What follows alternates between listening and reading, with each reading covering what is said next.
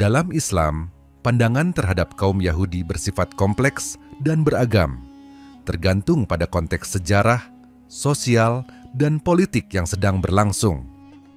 Islam mengakui bahwa kaum Yahudi adalah bagian dari Ahlul Kitab, pemilik kitab suci, yang memiliki hubungan panjang dengan kaum Muslim sejak zaman Nabi Muhammad hingga era modern.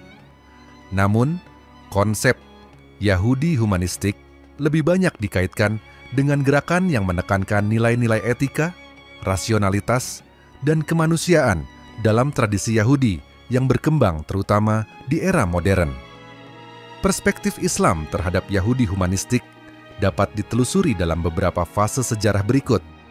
Islam mengakui kaum Yahudi sebagai keturunan Nabi Ibrahim dan bagian dari tradisi monoteistik.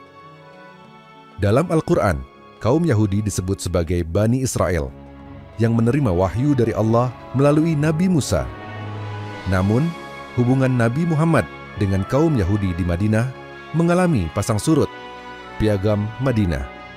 Nabi Muhammad memberikan hak hidup berdampingan bagi kaum Yahudi di Madinah dalam perjanjian damai. Pengkhianatan. Beberapa kabilah Yahudi, beberapa suku Yahudi seperti Bani Qainuqa, Bani Nadir, dan Bani Quraidah disebut dalam sejarah Islam melakukan pelanggaran perjanjian yang berujung pada konflik. Meskipun demikian, Islam tetap memerintahkan keadilan dalam memperlakukan kaum Yahudi yang tidak bermusuhan dengan Muslim. Selama masa kekhalifahan Islam, kaum Yahudi hidup dalam sistem dhimmi, perlindungan bagi non-Muslim, dan mendapat kebebasan beragama serta otonomi hukum. Beberapa contoh penting. Periode Umayyah dan Abbasiyah. Kaum Yahudi berkembang dalam bidang ilmu pengetahuan, filsafat, dan kedokteran. Maimonides, filsuf Yahudi terkenal yang hidup di bawah pemerintahan Muslim dan banyak terpengaruh oleh pemikir Islam seperti Al-Farabi dan Ibnu Sina. Zaman keemasan Yahudi di Andalusia. Di Spanyol Islam, Yahudi berkontribusi besar dalam ilmu pengetahuan, matematika, dan filsafat. Kekaisaran Ottoman, Sultan Bayezid kedua, menerima pengungsi Yahudi dari Spanyol setelah mereka diusir dalam rekonquista oleh Kristen Eropa. Yahudi hidup dengan damai di Istanbul, Salonika, dan daerah lainnya di bawah perlindungan Ottoman. Kaum Yahudi yang hidup di dunia Islam seringkali lebih dihormati dibandingkan di Eropa Kristen, di mana mereka mengalami penganiayaan berat. Pada abad ke-18 dan 19, gerakan Haskalah muncul di Eropa yang mengarah pada lahirnya Yahudi humanistik. Mereka menekankan nilai-nilai universal seperti kemanusiaan dan keadilan sosial, rasionalitas dan ilmu pengetahuan, hubungan damai antarumat beragama.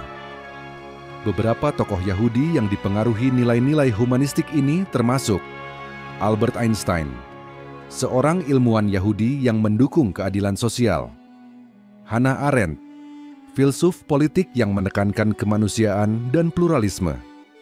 Namun, pada abad ke-20, muncul gerakan Zionisme yang bertentangan dengan banyak prinsip Islam. Banyak ulama Muslim membedakan antara Yahudi sebagai agama dan kaum Zionis sebagai gerakan politik.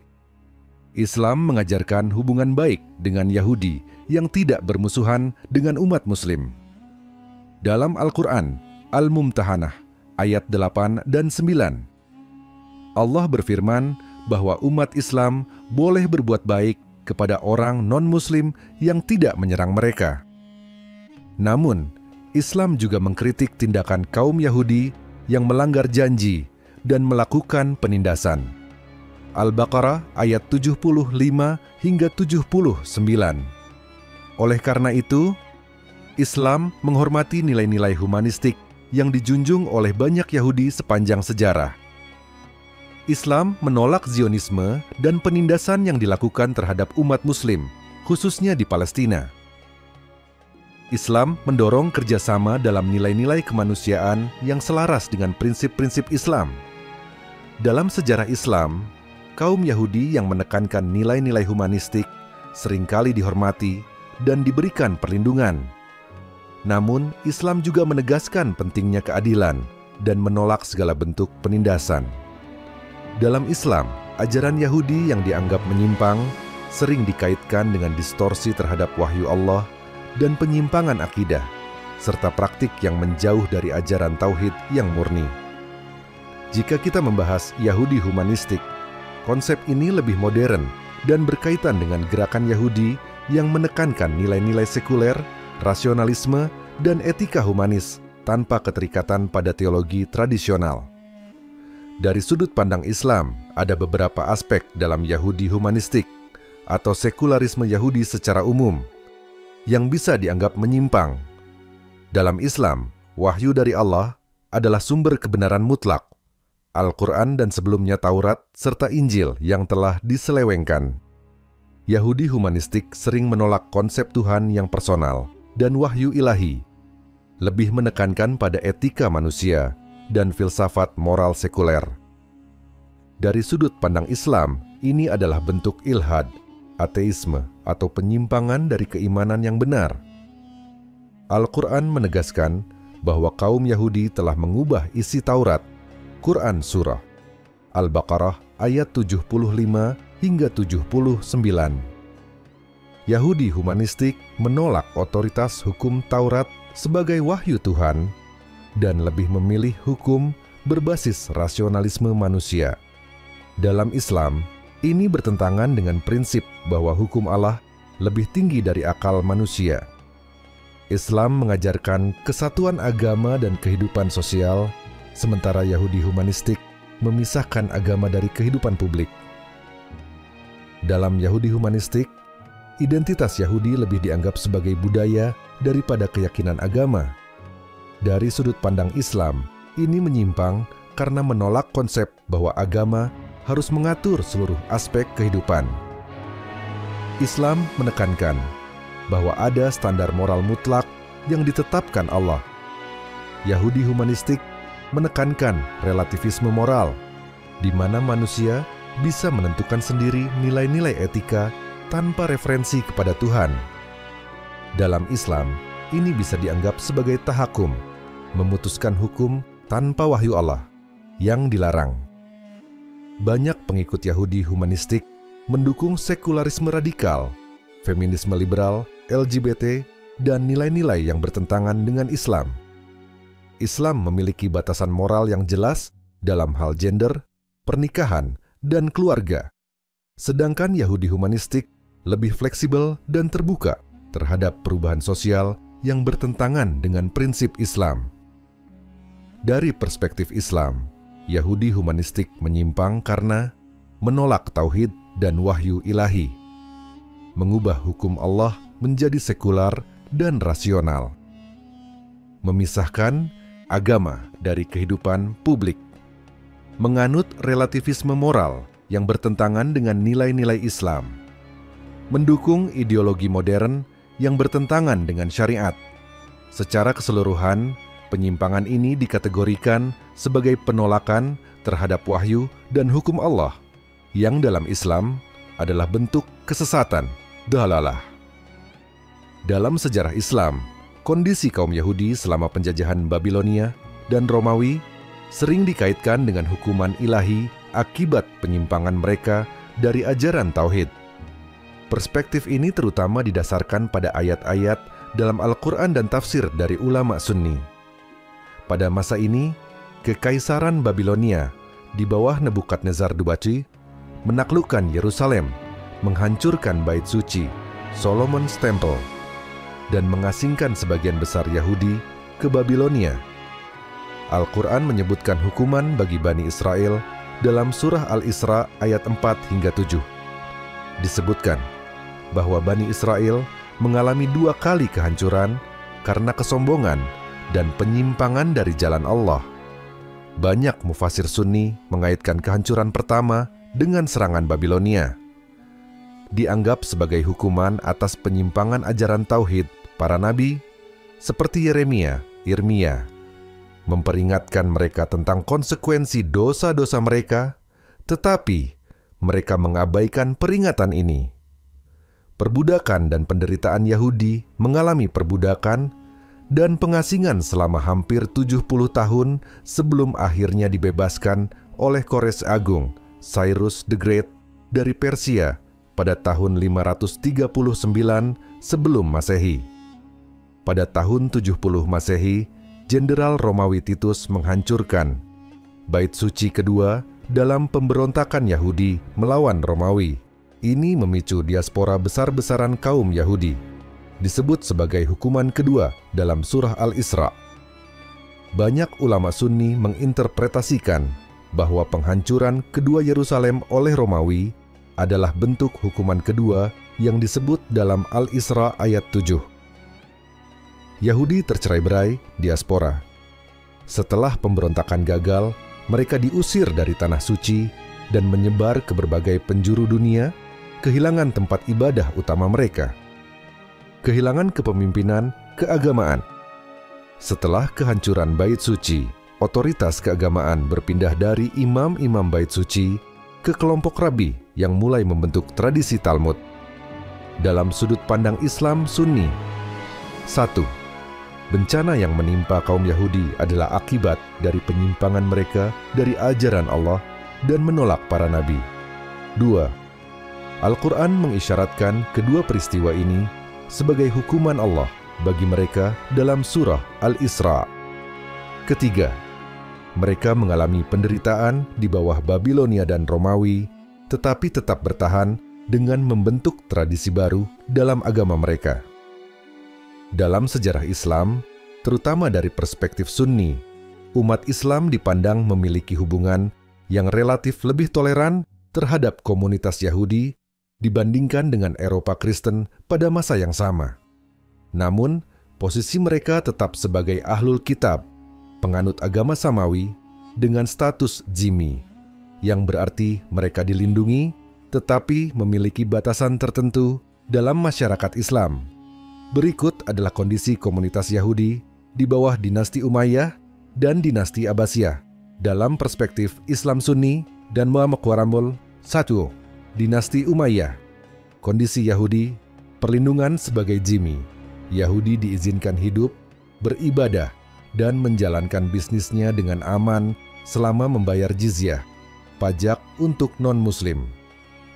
Posisi sosial dan ekonomi. Banyak komunitas Yahudi terlibat dalam perdagangan, pertanian, dan profesi keuangan di wilayah Islam, termasuk Damaskus, Andalusia, dan Afrika Utara. Relatif damai. Tidak ada penganiayaan besar terhadap Yahudi, dan mereka diberikan kebebasan beribadah di bawah kekuasaan Umayyah. Munculnya pemikir Yahudi. Beberapa cendekiawan Yahudi mulai berkembang di Andalusia, seperti dalam bidang kedokteran dan filsafat. Pemisahan sosial. Meski dilindungi, Yahudi tetap dikenai aturan khusus, seperti pembatasan pakaian dan larangan membangun rumah ibadah lebih tinggi dari masjid. 2. Dinasti Abbasiyah. Perkembangan dan tantangan. Zaman keemasan Yahudi di dunia Islam. Abbasiyah menciptakan lingkungan yang lebih terbuka bagi perkembangan intelektual dan budaya Yahudi, terutama di Baghdad. Partisipasi dalam ilmu pengetahuan. Banyak Yahudi terlibat dalam Baitul Hikmah, pusat keilmuan Abbasiyah. Beberapa tokoh Yahudi menjadi dokter, matematikawan, dan penerjemah penting. Relasi dengan khalifah. Beberapa Yahudi bahkan menjadi penasihat dan dokter pribadi para khalifah. Tokoh Yahudi terkenal. Saadia Gaon, filsuf, dan teolog Yahudi yang memadukan pemikiran Islam dengan tradisi Yahudi. Maimonides, filsuf Yahudi yang berkembang di Andalusia sebelum akhirnya hijrah ke Mesir. Beberapa periode diskriminasi. Meski secara umum lebih toleran, beberapa khalifah memberlakukan aturan ketat terhadap Yahudi, seperti pembatasan pakaian dan jabatan tertentu.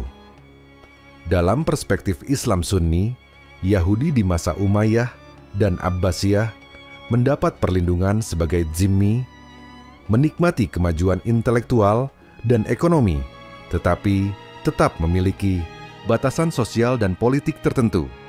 Di masa Abbasiyah, komunitas Yahudi mencapai zaman keemasan, terutama dalam bidang filsafat, kedokteran, dan ilmu pengetahuan. Dalam perspektif Islam, penyerbuan Mongol ke dunia Islam pada abad ke-13 adalah salah satu peristiwa paling menghancurkan dalam sejarah. Tidak hanya Muslim yang menderita, tetapi juga komunitas Yahudi, Kristen, dan kelompok lain yang hidup di wilayah yang diserang oleh bangsa Mongol. Kondisi Yahudi humanistik di masa penyerbuan Mongol versi Islam. 1. Kehancuran kota-kota Islam dan multikulturalisme. Banyak kota besar seperti Baghdad 3258, Nishapur, Herat, dan Samarkand yang merupakan pusat peradaban Islam dan rumah bagi komunitas Yahudi hancur akibat serangan Mongol.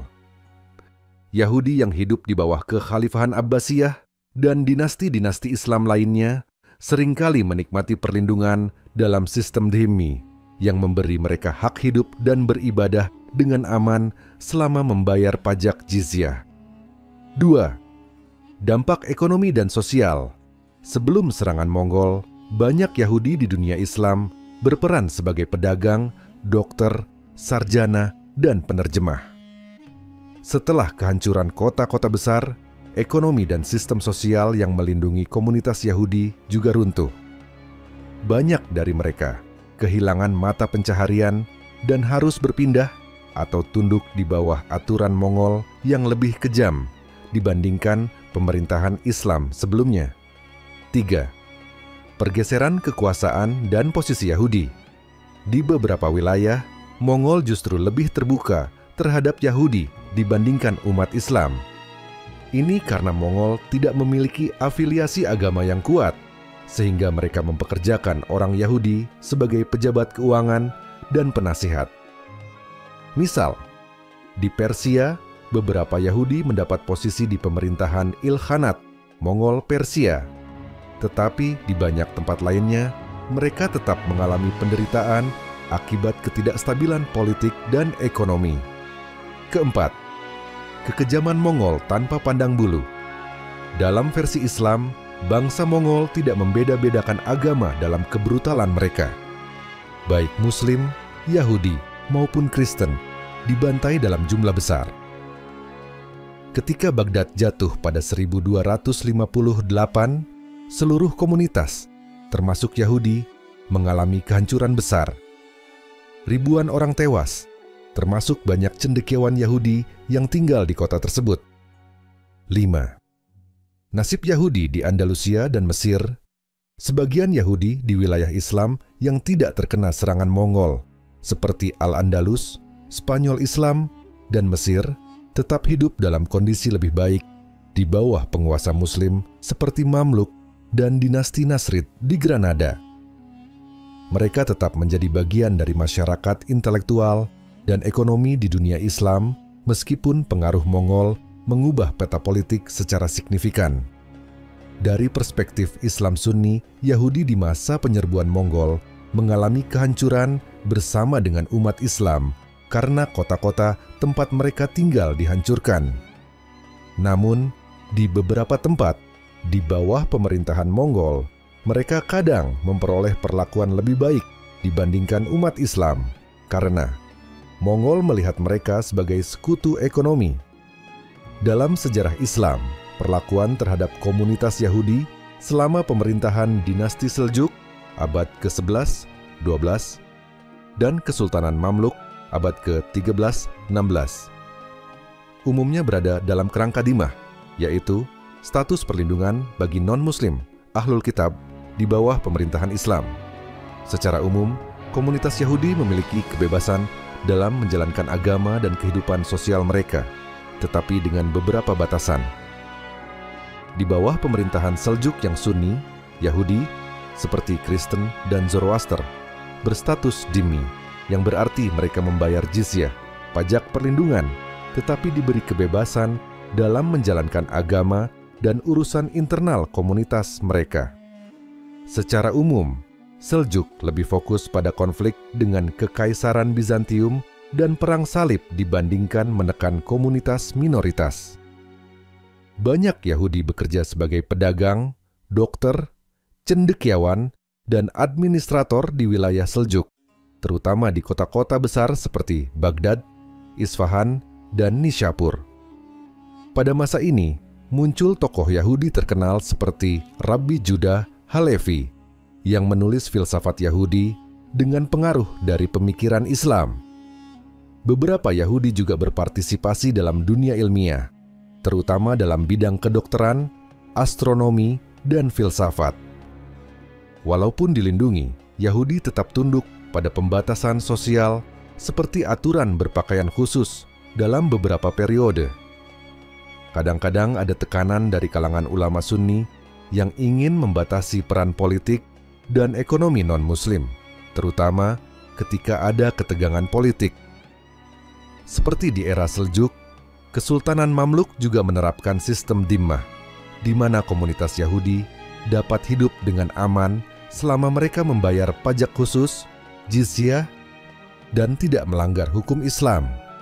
Yahudi tinggal di komunitas mereka sendiri di kota-kota besar seperti Kairo, Damaskus, dan Yerusalem.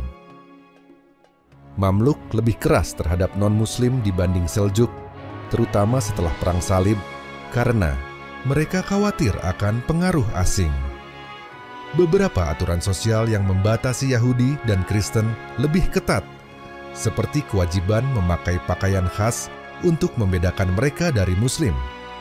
Yahudi dilarang menduduki posisi tinggi dalam pemerintahan atau militer, meskipun mereka masih bisa berperan dalam ekonomi dan ilmu pengetahuan. Meski mengalami pembatasan, komunitas Yahudi di Mesir dan Suriah berkembang secara intelektual. Sejumlah besar manuskrip Yahudi tentang filsafat dan ilmu pengetahuan Islam ditulis dalam bahasa Arab dan Ibrani. Beberapa Yahudi bekerja sebagai dokter di istana Mamluk, meskipun dalam jumlah terbatas. Pada akhir pemerintahan Mamluk, abad ke-15, terjadi beberapa peristiwa diskriminatif terhadap Yahudi, terutama karena tekanan dari ulama konservatif. Misalnya, pada masa Sultan Al-Ashraf Barzbai, aturan berpakaian Yahudi diperketat dan beberapa sinagoga dirusak. Secara umum, di bawah Seljuk dan Mamluk, komunitas Yahudi hidup dengan relatif aman, tetapi tetap mengalami pembatasan sosial dan hukum. Di era Seljuk, Yahudi lebih bebas berkembang secara ekonomi dan intelektual, sementara di masa Mamluk, aturan lebih ketat, terutama karena faktor politik dan pengaruh ulama konservatif. Dalam perspektif Islam, konsep Yahudi humanistik di era modern bisa dilihat dari berbagai sudut pandang, tergantung pada bagaimana Yahudi sebagai kelompok etnis dan agama berinteraksi dengan dunia Islam dan prinsip-prinsip kemanusiaan. Berikut adalah beberapa aspek utama menurut perspektif Islam. Dalam Islam, kaum Yahudi, Bani Israel, disebutkan dalam Al-Quran sebagai kaum yang memiliki sejarah panjang dengan para nabi. Islam mengakui mereka sebagai ahli kitab, tetapi juga mengkritik beberapa tindakan mereka yang bertentangan dengan ajaran tauhid dan moralitas Islam. Prinsip Islam terkait hubungan dengan Yahudi, keadilan dan kemanusiaan. Islam mengajarkan bahwa hubungan dengan Yahudi harus berdasarkan keadilan. Quran Surah Al-Mumtahanah ayat 3. Larangan permusuhan yang tidak beralasan. Islam tidak mengajarkan kebencian buta terhadap Yahudi, tetapi mengkritik tindakan yang melanggar prinsip Islam. Sejarah hubungan harmonis. Dalam sejarah Islam, Yahudi pernah hidup berdampingan dengan Muslim di Andalusia dan Kekhalifahan Utsmaniyah.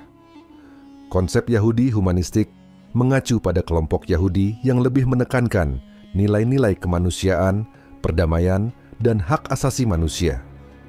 Dalam Islam, ada beberapa sudut pandang mengenai ini. Beberapa kelompok Yahudi yang menentang Zionisme dipandang lebih positif dalam Islam karena mereka menolak pendudukan Palestina. Misalnya, Neturei Karta, kelompok Yahudi ultra-ortodoks yang menentang negara Israel karena dianggap melanggar ajaran Taurat. Satmar Hasidim juga menolak Zionisme atas dasar keagamaan. Tokoh seperti Noam Chomsky, seorang Yahudi sekuler yang sering mengkritik kebijakan Israel terhadap Palestina. Beberapa Yahudi modern dikenal sebagai pembela hak asasi manusia yang juga mengkritik ketidakadilan, termasuk yang dilakukan oleh Israel. Islam menghargai tokoh-tokoh yang membela kebenaran dan keadilan tanpa memandang agama.